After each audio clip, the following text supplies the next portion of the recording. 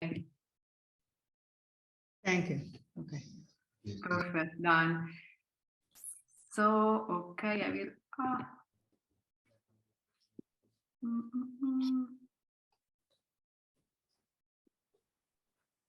Okay, can you see my slide? Yes. Okay, so we start. So my perspective on social suffering will be mainly phenomenological, with a particular interest on phenomenological psychopathology. So I will shed light in particular on schizophrenia and on the disruption between the self and the social consortium, and on the complexity of this social suffering, this peculiar kind of social suffering. In a beautiful passage, Virginia Woolf describes illness as it follows, I quote, "Considering how common illnesses are, what a tremendous spiritual change they imply, how surprising, once the lights of health are extinguished, are unknown countries then discovered, what desolations and deserts of the soul a slight attack of influenza brings to light, how we sink down into the well of death, with the waters of annihilation closing over our heads. When we think all of these and much more, and we are frequently forced to do so, then it becomes strange indeed that illness has not taken the same place as love, war, jealousy, among the greatest themes of literature." So illness and mental illness are part of our existence and have a strong impact not only on our biological organic life as bodily beings, but especially on our life as embodied subjects, as relational and social entities. As Thomas Fuchs suggested, a mental illness is always a disturbance of the patient's experiential relation to others. And this can occur at different levels of embodiment, intercorporeality, interaffectivity, so social life. And nowadays, the close relationship between mental disorders and impaired sociality is reflected from a growing body of research. And there are ample evidences that indicate that discrepancies in establishing intersubjective engagements in subjects with mental pathologies involve loss of social capacities and predispositions, such as joint attention, collective emotions, collective intentionality. So all notions and topics that are very important in the phenomenology of intersubjectivity, so to say. And the loss of these valuable properties of human intersubjectivity impairs the capacity to cooperate with others and prevents the subjects from attaining crucial social affordances. I don't know anymore what to do in the context I am embedded in. But whether the patient's capacity to engage with others involves primarily social perceptual anomalies or amounts to difficulties in participating to communal activities, is still that these shortages stem from a fundamental disturbance at a subjective and intersubjective layer. So today I would like to address this important problem from a phenomenological perspective. Why phenomenology is important? Because phenomenology sheds light on the experiential features of human sociality, such as empathy, we relationships, emotional sharing. And that the clinicians in this case to facilitate a systematic exploration of various intersubjective and subjective experiential anomalies. So the question here is not what is schizophrenia, what is a social impairment. The question that phenomenology is able to answer to is what does it mean to experience schizophrenia? How do you feel if you are socially detached? So I will consider the case in particular of schizophrenia, because in schizophrenia there is a huge detachment, a huge separation from the self and the social world and common sense, so to say. So in the first part, I will try to give a sketch, a clinical sketch of this disorder from a phenomenological perspective. And in the last part, I want to do something really a little bit different, because I wanted to emphasize how in this complex experience we can still find the other somehow. The very complexity and fragility of the human being can give voice and deed to creativity and imagination, and I will take into account the case of Fernando Pessoa. So I would like to try to unmask the endless series of bias and misunderstandings with which the psychotic existence tends to be deprived of meaning, so to say, and to capture the imagination, the capacity of introspection and playful originality that are in mental illness, and the challenge between the so-called pathology and the normal way of being, which is the limit, which is the boundaries between the normal and the pathological. There is a text called La Schizophrénie that is dated 1927 from Minkowski, where Minkowski already argued that it's impossible to understand this illness without a clear understanding of the structure of subjectivity. So the essence of schizophrenia would consist in the inability to relate to the world and to establish meaningful relationships with others.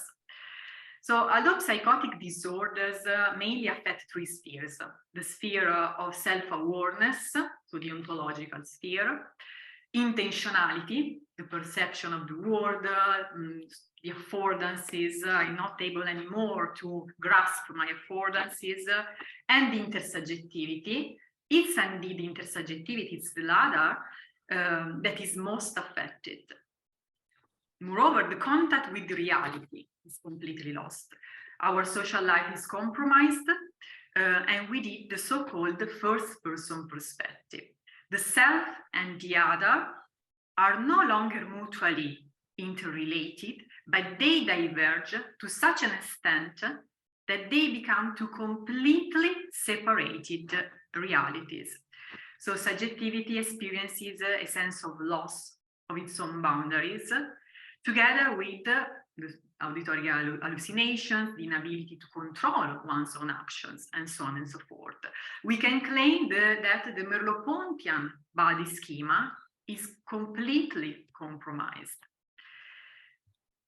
And we can also claim that in schizophrenia, we grasp the importance of being alive, of being a living body intertwined with the psyche. And this centrality of life emerges especially when this pathology confronts the individual with the dramatic separation between the mind and the body, an element that seems to become alien.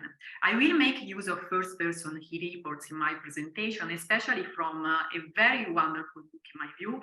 It's the autobiography of Ellen Sachs. Ellen Sachs is a schizophrenic professor, and she wrote an autobiography. The title is indeed very pregnant of meaning, because it's the center cannot hold. And here, concerning her body, she claims, "For years, I considered my body to be the place where I lived, while the real me was in my mind. The body was like the container, moreover, not even very reliable, a bit dirty, animal-like, again, unreliable." So the disembodiment of self seems to be the culprit of the loss of perceptual and cognitive abilities and of intersubjective understanding. So accordingly, the subject is not able to give sense to the shared world or to use their common sense. So our lived body could be conceived as the core of our tacit and pre-reflective understanding of our environment that operates in every action and interaction with others without requiring explicit and thematic attention. So we can claim that our life corresponds in a certain way, or it's the necessary condition for having common sense. This pre-reflective know-how, thanks to which we can move and act in the world and in the social environment. To quote Thomas Fuchs, common sense can be characterized as a self-evident embeddedness in the world. In other words, as a fundamental connectedness. And I want to very briefly sketch a specific case study that is a very famous one, and Annerau is described by Blankenburg.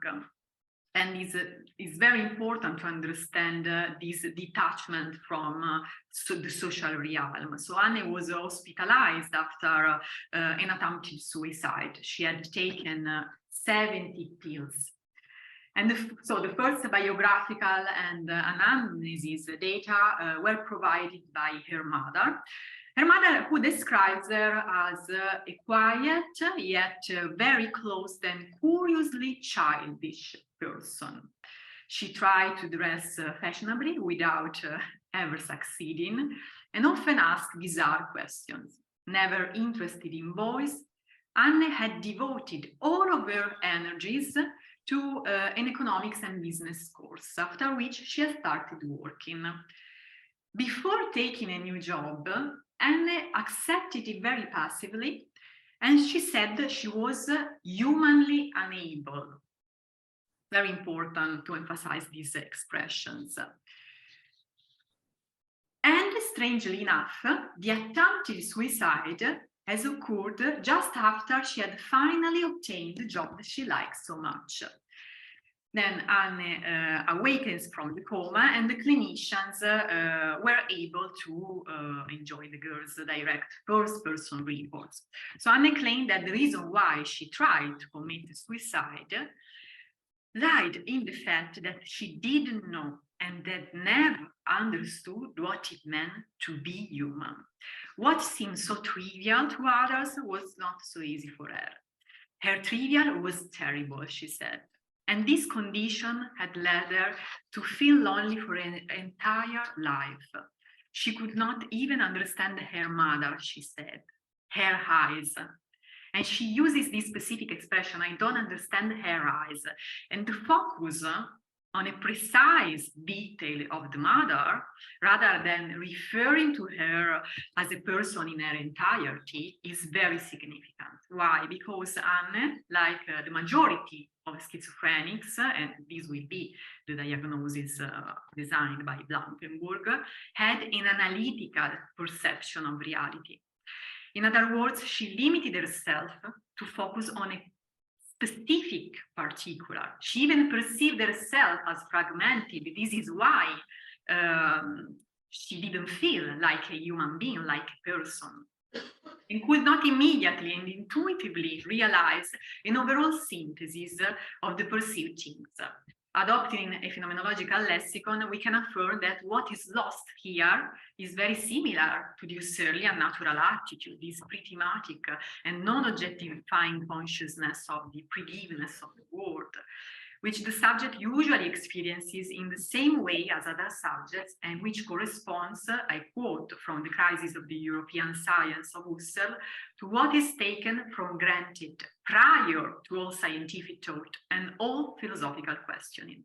So losing these abilities necessarily involves what Blankenburg describes as a loss of natural self-evidence or common sense. And the reason behind this assumption is that this practical, embodied and embedded knowledge represents the ground of our being in the world, of our free understanding of everyday situations, a condition that is disrupted indeed in schizophrenia, but also in other pathologies, psychopathologies. And the result is a fundamental alienation of common sense and intersubjectivity, and loss of the basic sense of self and others. I quote again the center cannot hold from Ellen Sachs, because she claims something very similar.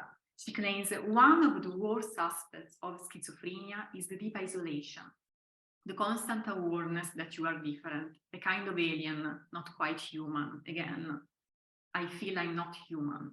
Other people are flesh and blood with living, healthy organs and tissue inside them. You, on the other hand, are just a machine, the inside of which is metal. So we should notice that our sense of self is strictly intertwined with the sense of others. And for this reason, the disembodiment of self and the disruption of intercorporeality, of intersubjectivity, mutually influence each other. losing the tacit attunement to the world and the situation. Everything seems to collapse. A disembodiment of self also implies a disembodiment of perception, action, and social understanding. So we can claim that we have an avalanche effect, according to which this basically separation between the usually mutually related dimension of selfhood and otherness have important and deep consequences in other areas. So we can really grasp how our social connectedness is vital for us, because we also have disturbances in the cognitive sphere.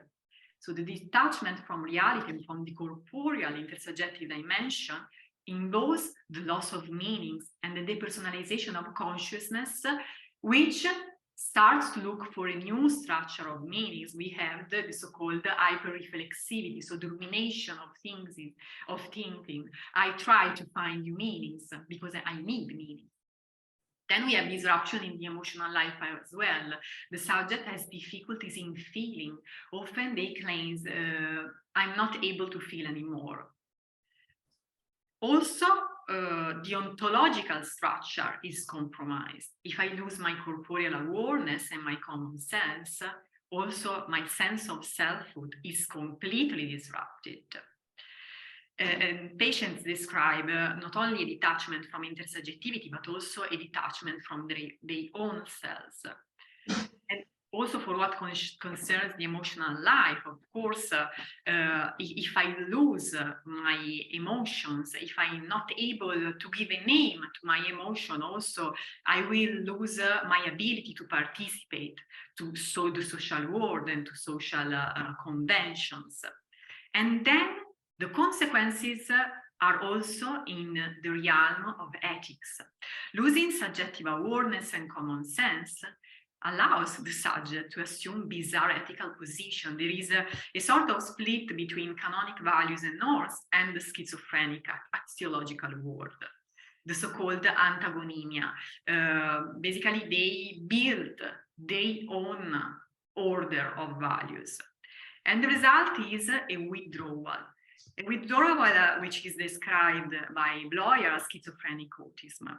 I quote from the schizophrenic disorder from Bloyer: the schizophrenics who have no more contact with the outside world live in a world of their own. They have encased themselves with their desires and wishes. They have cut themselves off as much as possible from any contact with the external world. This detachment from reality is the relative and absolute predominance of the inner life we term autism. What is overlooked in Bloyer's account, and what I would like to emphasize today, is the dramatic nature of this withdrawal, that not only involves a sort of discordance between the schizophrenic world and the intersubjective realm, but also a detachment from general reality, an inability to immerse in the world, and accordingly the destructuration of consciousness. So this kind of isolation is synonymous with a lack of common sense, we can claim. That is a loss of meaning and of naturalness, of spontaneity that has simply to do with living. I quote again from Blankenburg that describes Anne Rao. How to behave yourselves in order not to be pushed outside society. It's not knowledge, because it's prior to knowledge. It's something that every child is equipped with. And it's these very simple things a human being has the need for. To carry on life, how to act, to be with other people, to know the rules of the game. And this expression, to know the rules of the game, is also used very often, for instance, by autistic patients. I don't know the rules of the game. I don't know how to participate in social life because I don't understand this game. So there is an emotional detachment also from, and perceived as a cognitive one also in this disorder as well.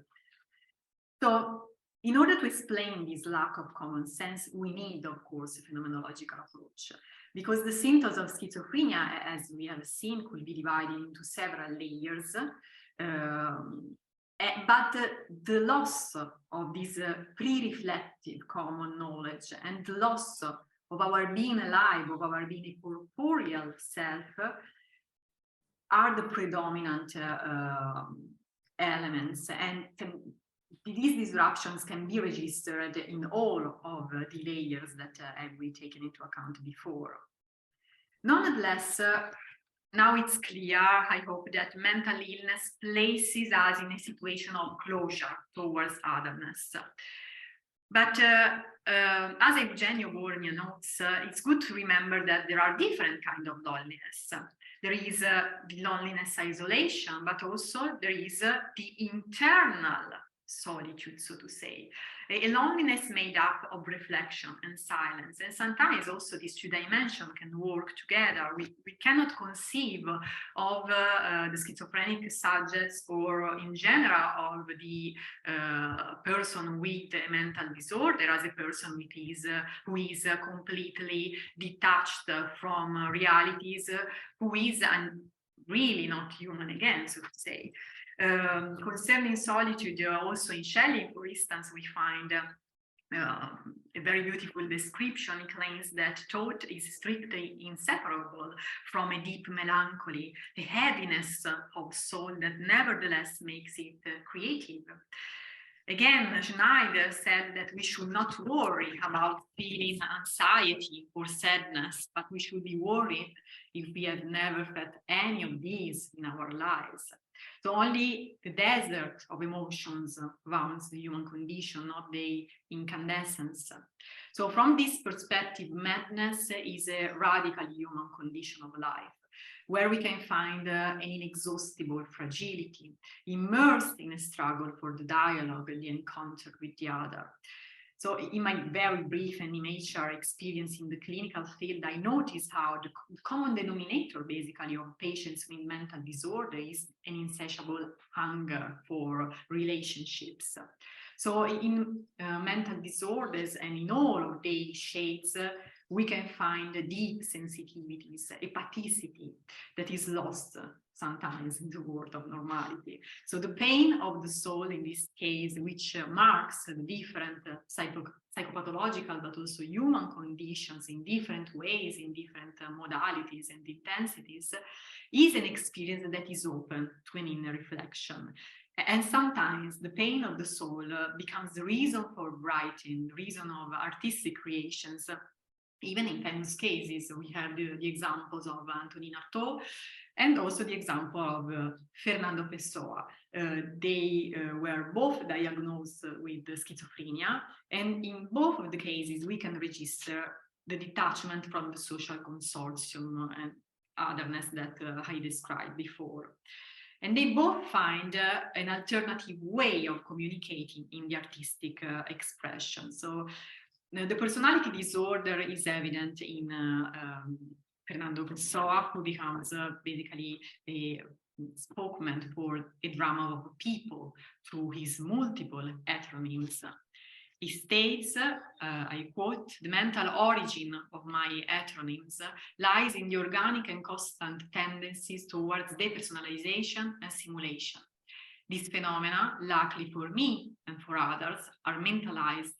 I mean that they do not manifest themselves in my practical external life or in contact with others. They explode inwards, and I experience them alone with myself." So it's, for instance, in Caello that he puts his dramatic side, in Ricardo Reis, his mental discipline, in Álvaro de Campos, I quote again, "All the emotions I give neither to me nor to my life." And reading the different works of the various heteronyms, it's really as we are reading works wrote by many different people with different styles, values, ideas. Pessoa attempts through the annihilation of the ego into multiple egos to dominate his shadows, thus responding to a need for unity and recognition.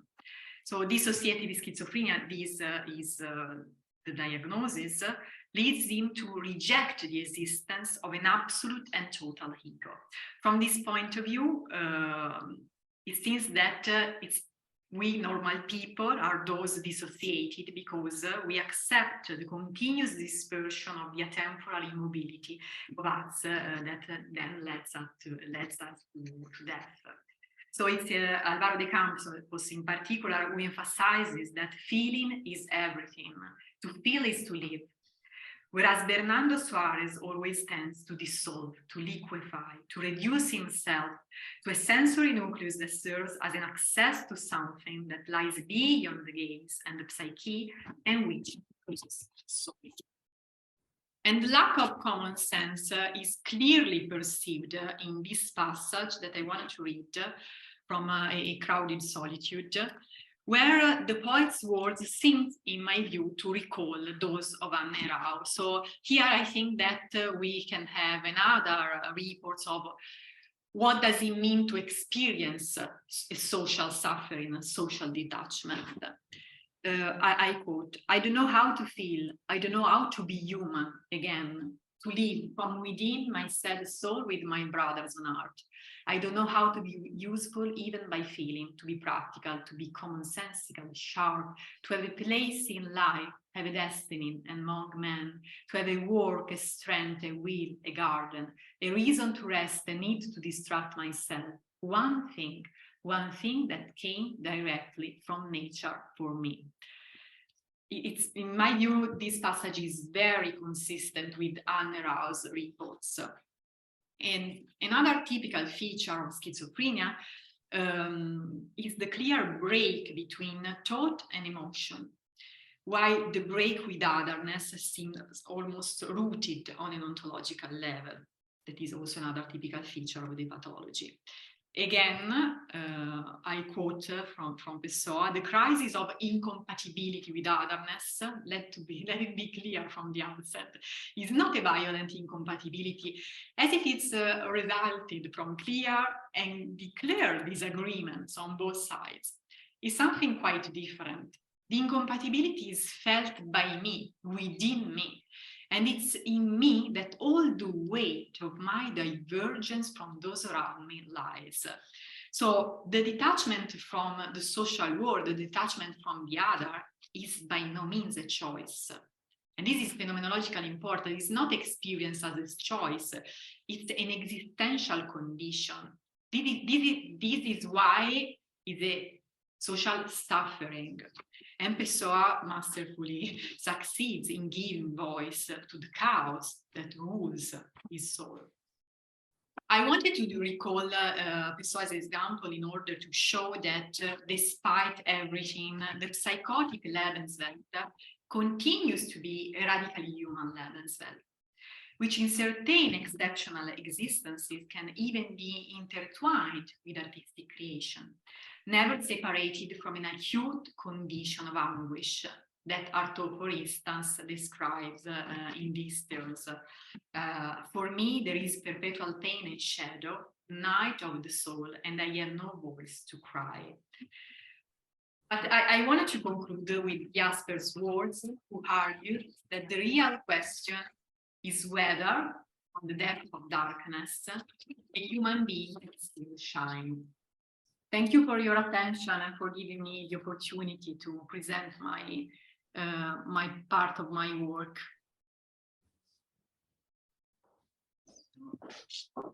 Je vous remercie, Valeria, de l'exposition. Okay. Should I stop registering? Should I stop recording? Yes, please. Okay.